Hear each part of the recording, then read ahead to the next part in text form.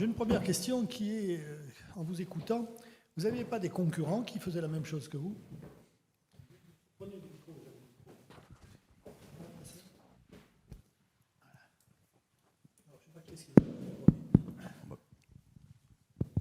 Oui, c'est bon, tout marche. Oui, tout marche.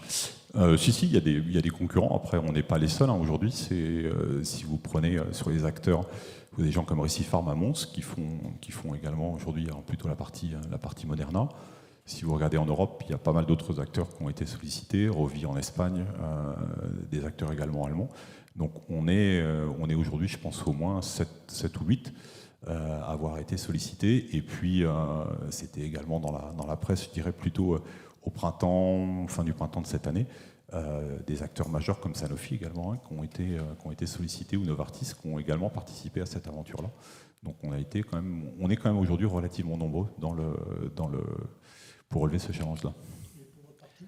Dans le cadre de la production des lipides, effectivement, il y a des concurrents. Alors après, on peut séparer encore une fois les lipides qui sont faits à façon, où là, c'est vraiment un procédé très compliqué. Là, on a assez peu de concurrence. On a besoin de technologies très, très spécifiques.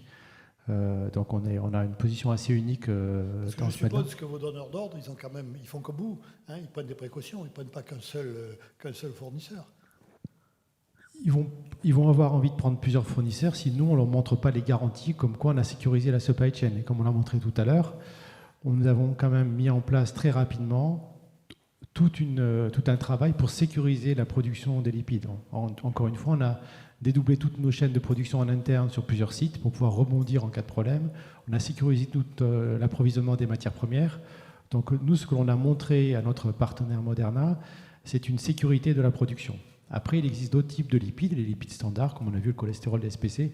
On n'est pas dans la commodité, mais il y a quand même beaucoup plus d'acteurs et possibilités de se fournir différents. Toujours chez vous, il y a quand même une chose qui m'a étonné, et vous en avez parlé, c'est votre dispersion à travers le monde. Vous aviez un risque informatique considérable pour protéger tout ça. Non? Vous n'avez pas pris de mesures particulières pour vous protéger contre des attaques?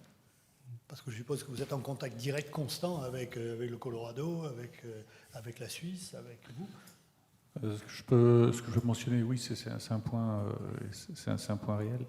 On a en fait au niveau du groupe, on avait déjà une sûreté informatique importante liée en fait à l'augmentation des risques d'incidents dans ce domaine-là depuis 1 ou 2 ans, hein, avec effectivement soit des hôpitaux, enfin bref, on a vu des grosses boîtes de données. Donc on y a fait attention.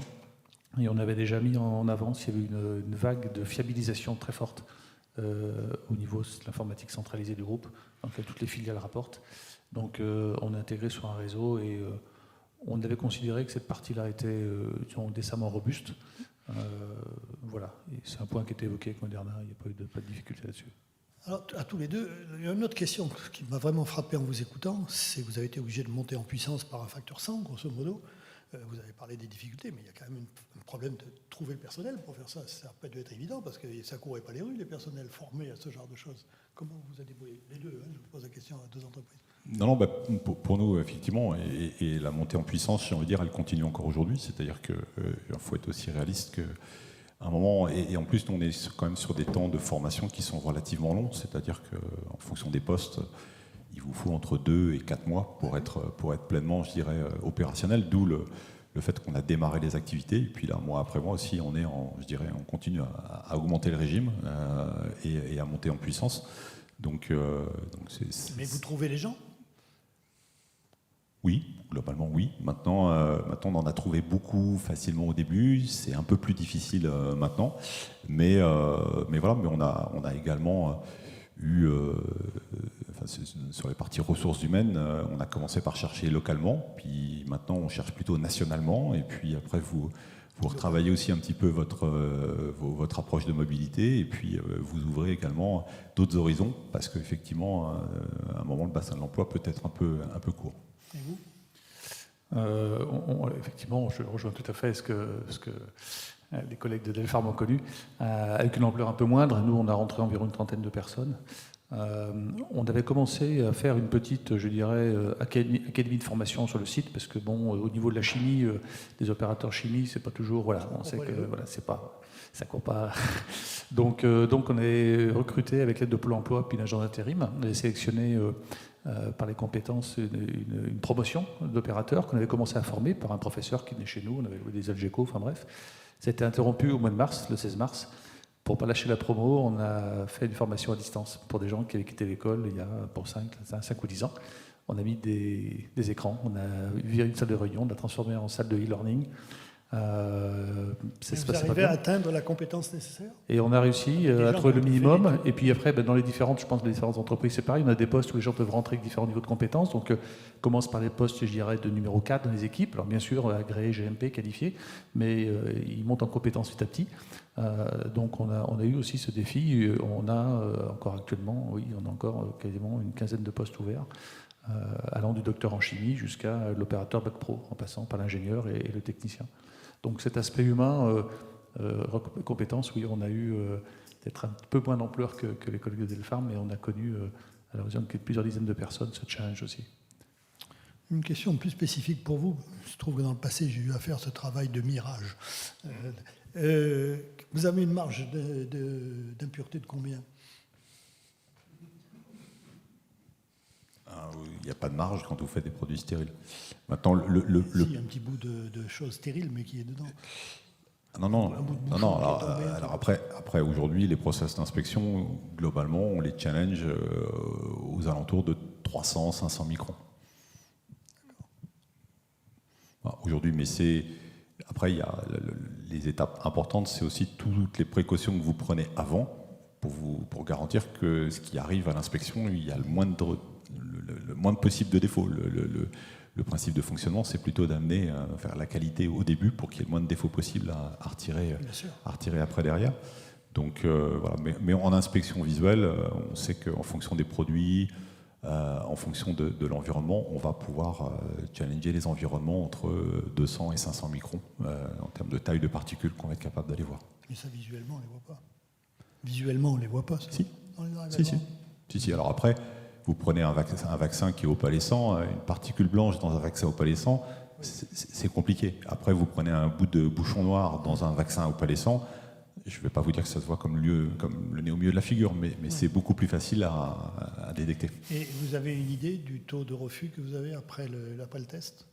Vous avez quoi, 0,01%, 1% de rejet? On va avoir sur des défauts, voilà, parce que comme les gens sont très sensibilisés, c'est pareil, à un moment, les défauts cosmétiques, les rayures, le moindre défaut de sertissage, les gens vont avoir une petite tendance à vraiment être absolument sûr qu'eux. Donc voilà, on va être de l'ordre du pourcent, de quelques pourcents dans ces environnements-là. Et à savoir que, en complément, ce que vous faites, c'est que tout au long de l'inspection, vous refaites un prélèvement de tout ce qui a été considéré comme bon, que vous réinspectez une deuxième fois pour vraiment garantir que le mirage a été vraiment effectif. C'est-à-dire que, statistiquement parlant, pour garantir... Alors, c'est une question de statistique, mais pour vraiment garantir un très haut niveau de qualité, à la fin, vous faites ce qu'on appelle un AQL. Donc, vous avez reprélevé ce que vous avez accepté, que vous recontrôlez une nouvelle fois pour vraiment, ce qui vous donne un très haut degré d'assurance pharmaceutique que tout ce que vous avez considéré bon est bien bon.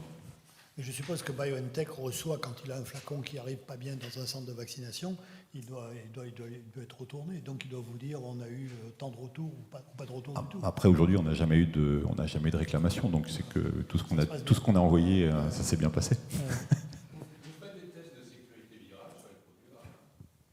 Alors c'est pas dans notre partie. Donc globalement, nous on reçoit une matière première, donc la matière première, c'est pas nous qui la testons, on en fait une identification pour s'assurer que ce qu'on reçoit, c'est bien la matière première. On fait des tests, je dirais, usuels de tests de stérilité, mais après les tests relativement spécifiques sont faits par BioNTech. Vous n'avez pas un test de validation? C'est automatique.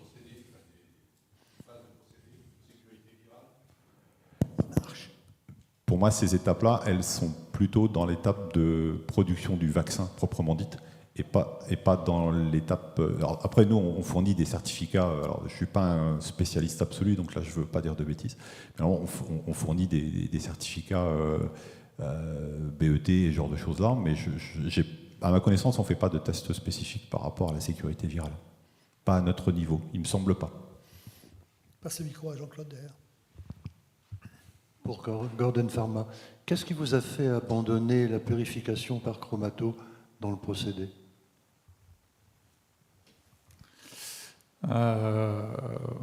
C'est un processus, je pense, assez classique. C'est qu'on a identifié effectivement, donc il y a une feuille de spécification pour ce lipide, il y avait des impuretés, donc on suit la somme totale et puis on suit des impuretés individuelles. Et il y en a une qui était présente. Et à un moment donné, certains de nos chimistes se sont dit mais on doit pouvoir éviter qu'elle se fabrique, cette impureté, tout simplement. Donc on a travaillé sur la sélectivité de la réaction. Et en fait, on a réussi directement par l'étape de synthèse et l'étape de purification liquide derrière à la créer à moins haut niveau et de pouvoir l'éliminer par une purification simple. Donc en fait, on a travaillé sur les spécifications de la matière première, les conditions, les paramètres du procédé, les paramètres de l'extraction derrière qui étaient en place. Et donc avec ça, on a réussi à l'éliminer. Donc voilà, on a supprimé son existence, donc on a supprimé la raison de l'enlever par chromato. Voilà. Bon, moi j'ai une dernière question. Vous avez participé à une aventure extraordinaire. J'espère qu'on écrira plusieurs bouquins là-dessus, parce que c'est assez exceptionnel, un virage industriel de cette ampleur. Ma question, elle est double. C'est comment vous envisagez l'avenir? Et puis, dans la même question, est-ce que vous avez été récompensé en retour par vos donneurs d'ordre? Et est-ce que ça va vous changer dans votre futur? Je ne vous demande pas combien vous avez gagné. Hein. Je vous dis comme si vous avez été récompensé. Non. Vous répondez en premier? Après, oui, ça change obligatoirement l'avenir parce que ça a quand même été. Enfin, on a acquis aujourd'hui des compétences, on a aujourd'hui des capacités qu'on n'avait pas hier. Ça, c'est sûr et certain. Après, l'avenir nous dira combien de temps le Covid, j'espère, restera là, mais aussi quel sera demain l'avenir des produits à base d'ARN. Donc, c'est sûr. Moi, je n'ai pas de boule de cristal pour le dire, mais aujourd'hui, oui, maintenant on a un savoir-faire, on a des installations. Je pense que l'ensemble de l'environnement également, je dirais, la chaîne pharmaceutique, hospitalière aussi est mieux préparée aujourd'hui pour pouvoir accueillir ce type de produit-là. Donc là, j'ai envie de dire, on est dans de bonnes prédispositions. Parce que je pense qu'on peut maintenant envisager une nouvelle révolution dans la fabrication des vaccins avec tout ça. On va aller pour bien d'autres maladies. Vous êtes équipés, vous êtes formés. Il n'y a pas de raison que ou BioNTech ou Pfizer ou même d'autres qui rentreraient dans le domaine des ARN ne puissent pas profiter de cet avantage considérable. Vous avez le... Bon, déjà, ce que je pourrais dire, c'est que pour nous, en tout cas, la meilleure récompense qu'on a de Moderna, c'est qu'ils continuent à nous donner leur confiance. Et la position que l'on a avec eux, qui est quand même assez unique, démontre même déjà de la qualité du travail qui a été fourni. Sinon, ils seraient déjà allés voir ailleurs ou ils auraient considéré d'autres fournisseurs. Oui, bien sûr. Donc, c'est déjà pour nous une récompense incroyable du résultat, et ça, ils nous l'ont effectivement communiqué. Mais vous pensez quand même que le fait de toute cette accumulation de savoir-faire que vous avez fait, vous n'allez pas l'abandonner. C'est forcément, ça va déboucher sur une révolution du monde pharmaceutique. Forcément. Tu avais une question? C'est une question plus générale à tous. Est-ce que vous avez des pistes aujourd'hui pour essayer encore d'améliorer la stabilité thermique du produit? Alors nous non, parce que c'est pas nous qui développons le produit. Maintenant, ce que je peux vous dire, c'est que oui, il y a des évolutions du produit qui sont en cours. Après, je peux pas vous. Je peux pas en dire plus. Et oui, c'est un produit qui continue aujourd'hui à évoluer. Ouais. De toute façon, on le voit aussi. Un produit comme celui de BioNTech a été initialement devait être maintenu à moins 70 tout le temps. Maintenant, vous avez plusieurs semaines à température réfrigérée standard auquel vous pouvez le laisser. Donc, ça reste aujourd'hui, oui, un sujet d'actualité où l'évolution, pour moi, va un produit qui, dans un premier temps, répondait à un besoin d'urgence. Donc le seul driver, c'était aller vite pour fournir un produit, même si la contrainte était difficile à gérer. Et puis demain, si vous voulez un produit qui soit mieux adapté, comment vous le rendez un peu plus facile à l'utilisation, un peu plus facile au stockage, un peu plus facile à être transporté. Et je pense que c'est pour mieux répondre aux besoins de l'utilisateur final, et c'est dans ce sens-là qu'aujourd'hui Mais il y a les déjà des choses font. médecins qui reçoivent le Pfizer en ce moment dans un frigidaire. Oui, tout à fait. Donc c'est un énorme changement par rapport au début. Hein.